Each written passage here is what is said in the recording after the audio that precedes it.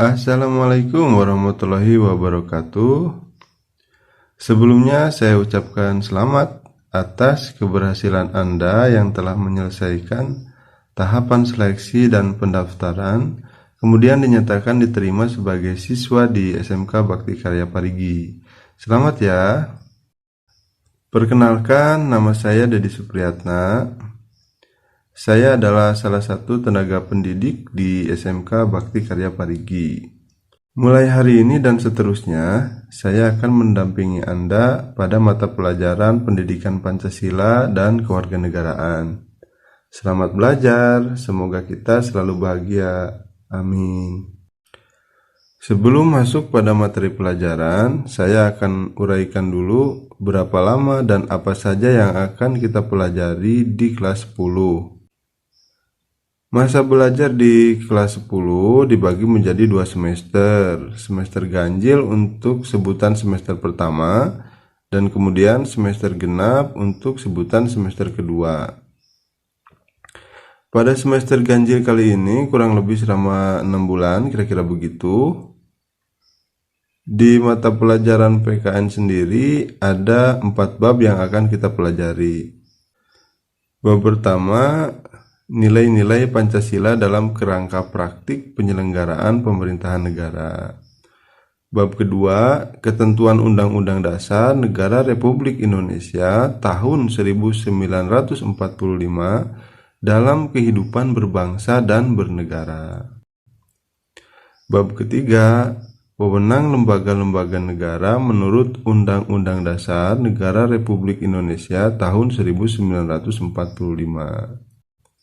Kemudian bab keempat, hubungan struktural dan fungsional pemerintah pusat dan daerah.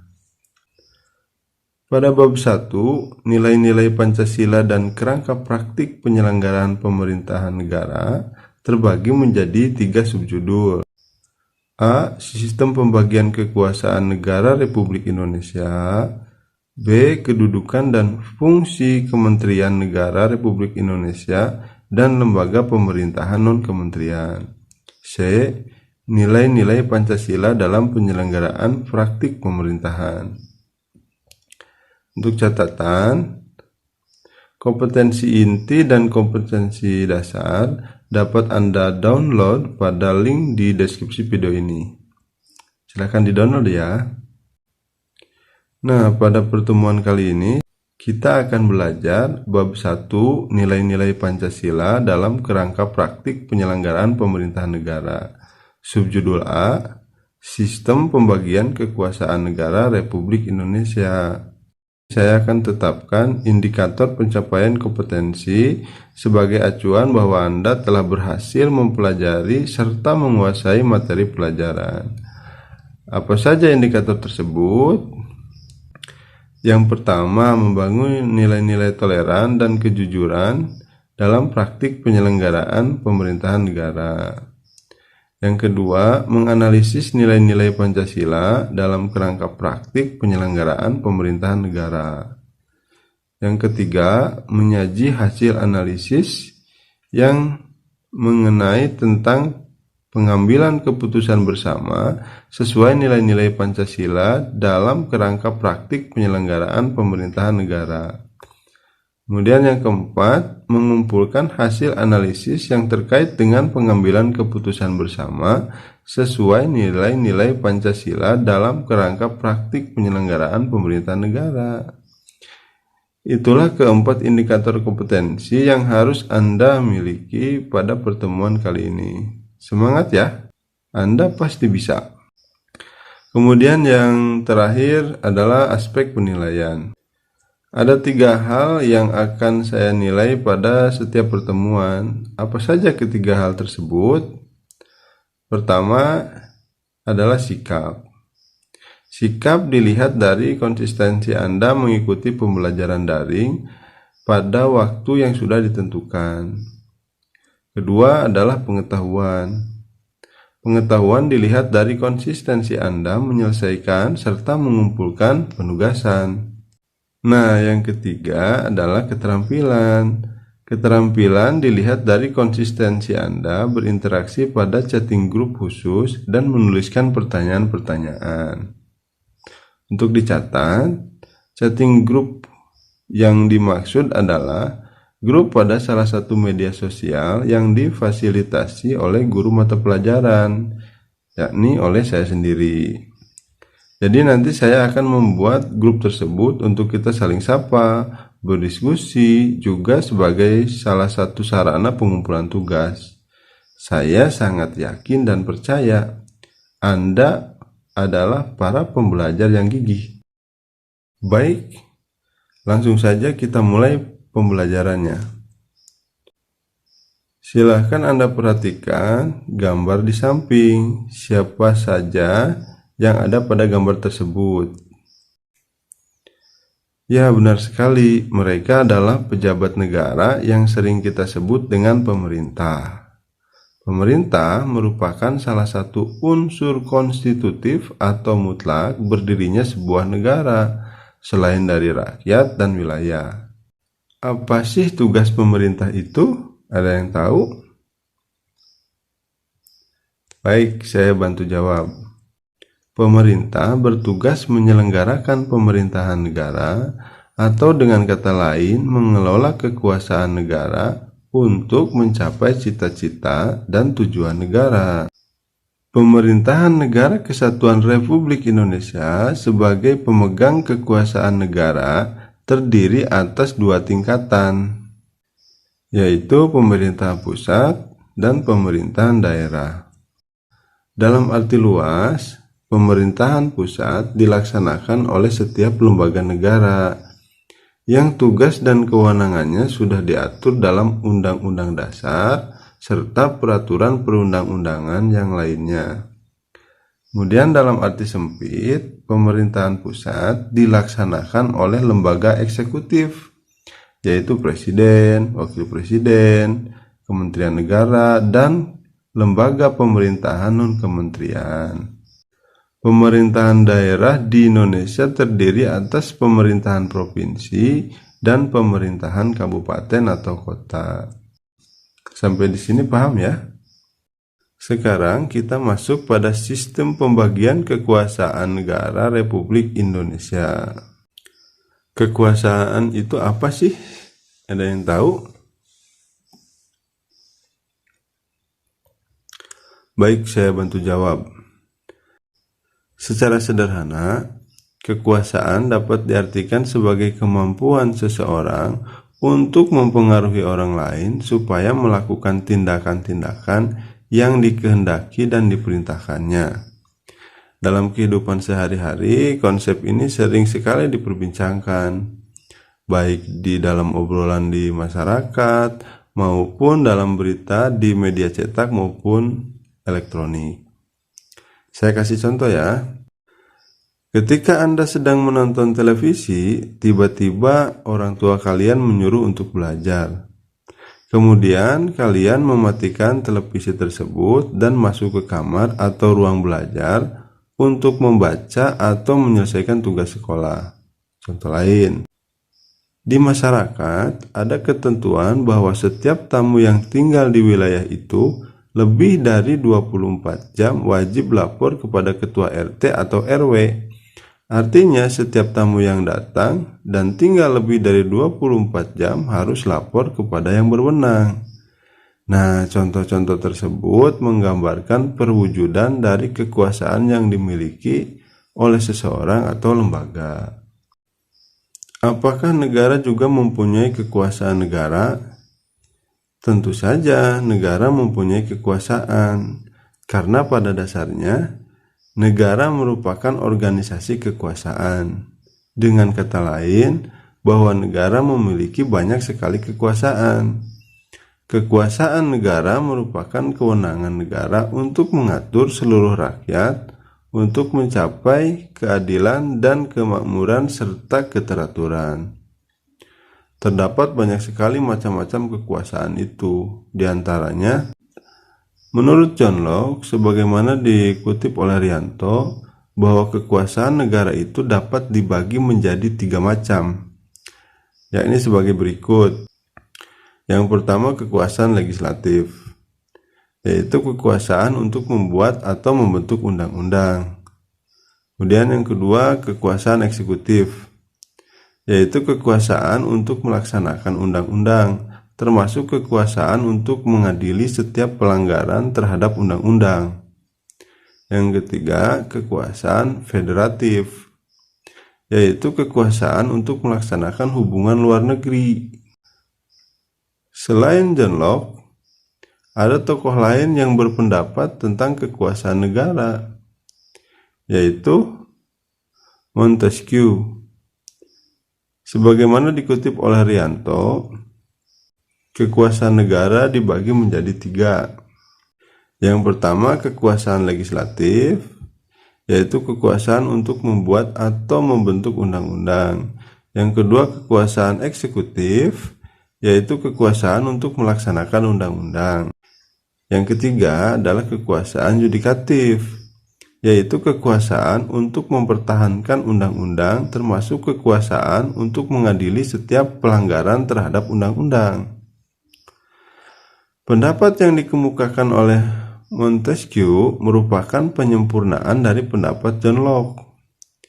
Kekuasaan federatif oleh Montesquieu dimasukkan ke dalam kekuasaan eksekutif. Fungsi mengadili dijadikan kekuasaan yang berdiri sendiri. Ketiga kekuasaan tersebut dilaksanakan oleh lembaga-lembaga yang berbeda yang sifatnya terpisah. Teori Montesquieu ini dinamakan trias politika. Nah, sebelum lanjut, silahkan Anda mulai menyusun pertanyaan-pertanyaan untuk nanti kita diskusikan dan bersama-sama mencari jawaban atas pertanyaan tersebut. Sekarang kita masuk pada konsep pembagian kekuasaan di Indonesia. Dalam sebuah praktik ketatanegaraan, tidak jarang terjadi pemusatan kekuasaan pada satu orang saja. Terjadi pengelolaan sistem pemerintahan dilakukan secara absolut atau otoriter. Untuk menghindari hal tersebut, perlu ada pemisahan atau pembagian kekuasaan agar terjadi kontrol dan keseimbangan di antara lembaga pemegang kekuasaan. Dengan kata lain, kekuasaan legislatif, eksekutif, maupun yudikatif tidak dipegang oleh satu orang. Apa sebenarnya konsep pemisahan dan pembagian kekuasaan itu? Kusnadi dan Ibrahim menyatakan bahwa istilah pemisahan kekuasaan dan pembagian kekuasaan merupakan dua istilah yang memiliki pengertian berbeda satu sama lainnya. Pemisahan kekuasaan berarti kekuasaan negara itu terpisah-pisah dalam beberapa bagian, baik mengenai organ maupun fungsinya. Dengan kata lain, lembaga pemegang kekuasaan negara yang meliputi lembaga legislatif, eksekutif, dan yudikatif merupakan lembaga yang terpisah satu sama lainnya, berdiri sendiri tanpa memerlukan koordinasi dan kerjasama. Setiap lembaga menjalankan fungsinya masing-masing. Contoh negara yang menganut mekanisme pemisahan kekuasaan adalah Amerika Serikat. Berbeda dengan mekanisme pemisahan kekuasaan. Di dalam mekanisme pembagian kekuasaan, kekuasaan negara itu memang dibagi-bagi dalam beberapa bagian, legislatif, eksekutif, dan yudikatif, tetapi tidak dipisahkan. Hal ini membawa konsekuensi bahwa di antara bagian-bagian itu dimungkinkan ada koordinasi atau kerjasama. Mekanisme pembagian ini banyak sekali dilakukan oleh banyak negara di dunia, termasuk Indonesia. Lalu bagaimana konsep pembagian kekuasaan yang dianut di negara kita, yaitu Indonesia? Mekanisme pembagian kekuasaan di Indonesia diatur sepenuhnya di dalam Undang-Undang Dasar Negara Republik Indonesia tahun 1945. Penerapan pembagian kekuasaan di Indonesia terdiri atas dua bagian, yaitu pembagian kekuasaan secara horizontal dan pembagian kekuasaan secara vertikal. Nah, sekarang kita bahas dulu yang kekuasaan secara horizontal ya. Pembagian kekuasaan secara horizontal itu terbagi menjadi 6 kekuasaan. Yang pertama, kekuasaan konstitutif. Yang kedua, kekuasaan eksekutif. Ketiga, kekuasaan legislatif. Keempat, kekuasaan yudikatif. Kelima, kekuasaan eksaminatif atau inspektif. Yang keenam, kekuasaan moneter. Kekuasaan konstitutif. Kekuasaan konstitutif yaitu kekuasaan untuk mengubah dan menetapkan undang-undang dasar. Kekuasaan ini dijalankan oleh Majelis Permusyawaratan Rakyat. Kemudian yang kedua, kekuasaan eksekutif. Kekuasaan eksekutif yaitu kekuasaan yang menjalankan undang-undang dan menyelenggarakan pemerintahan negara. Kekuasaan ini dipegang oleh presiden. Kemudian yang ketiga, kekuasaan legislatif. Kekuasaan legislatif yaitu kekuasaan yang membentuk undang-undang. Kekuasaan ini dipegang oleh Dewan Perwakilan Rakyat. Kemudian yang keempat, kekuasaan yudikatif. Kekuasaan yudikatif atau disebut kekuasaan kehakiman yaitu kekuasaan untuk menyelenggarakan peradilan guna menegakkan hukum dan keadilan. Kekuasaan ini dipegang oleh Mahkamah Agung dan Mahkamah Konstitusi. Dan yang kelima, kekuasaan eksaminatif atau inspektif. Kekuasaan eksaminatif atau inspektif yaitu kekuasaan yang berhubungan dengan penyelenggaraan, pemeriksaan atas pengelolaan dan tanggung jawab tentang keuangan negara. Kekuasaan ini dijalankan oleh Badan Pemeriksa Keuangan. Kemudian yang terakhir, yang keenam, adalah kekuasaan moneter. Kekuasaan moneter yaitu kekuasaan untuk menetapkan dan melaksanakan kebijakan moneter, mengatur dan menjaga kelancaran sistem pembayaran, serta memelihara kestabilan nilai rupiah. Kekuasaan ini dijalankan oleh Bank Indonesia selaku bank sentral di Indonesia. Selanjutnya, pembagian kekuasaan secara vertikal.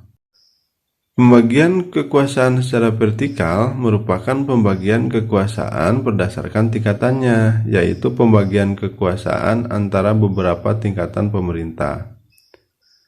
Pasal 18 ayat 1 Undang-Undang Dasar Negara Republik Indonesia tahun 1945 menyatakan bahwa Negara Kesatuan Republik Indonesia dibagi atas daerah-daerah provinsi dan daerah provinsi itu dibagi atas kabupaten dan kota, yang tiap-tiap provinsi, kabupaten, dan kota itu mempunyai pemerintahan daerah yang diatur dengan undang-undang. Berdasarkan ketentuan tersebut, pembagian kekuasaan secara vertikal di negara Indonesia berlangsung antara pemerintahan pusat dan pemerintahan daerah. Pada pemerintahan daerah berlangsung pula pembagian kekuasaan secara vertikal yang ditentukan oleh pemerintah pusat. Hubungan antara pemerintahan provinsi dan pemerintahan kabupaten atau kota terjalin dengan koordinasi. Kemudian, pembinaan dan pengawasan oleh pemerintah pusat dalam bidang administrasi dan kewilayahan.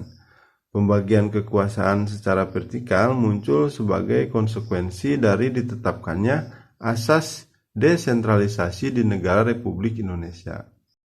Dengan asas tersebut, pemerintah pusat menyerahkan wewenang pemerintahan kepada pemerintah daerah otonom, dalam hal ini provinsi dan kabupaten atau kota, untuk mengurus dan mengatur sendiri urusan pemerintahan di daerahnya, kecuali urusan pemerintahan yang menjadi kewenangan pemerintah pusat, yaitu kewenangan yang berkaitan dengan politik luar negeri, pertahanan, keamanan, justisi, agama, dan moneter. Hal tersebut ditegaskan dalam pasal 18 ayat 5 Undang-Undang Dasar Negara Republik Indonesia tahun 1945 yang menyatakan pemerintah daerah menjalankan otonomi seluas-luasnya kecuali urusan pemerintahan yang oleh undang-undang ditentukan sebagai urusan pemerintah pusat. Sampai di sini materi kita selesai. Nah, sekarang Anda sudah mulai paham kan tentang macam-macam kekuasaan negara dan konsep pembagian kekuasaan di Indonesia. Untuk lebih memantapkan pengetahuan Anda, saya akan berikan tugas.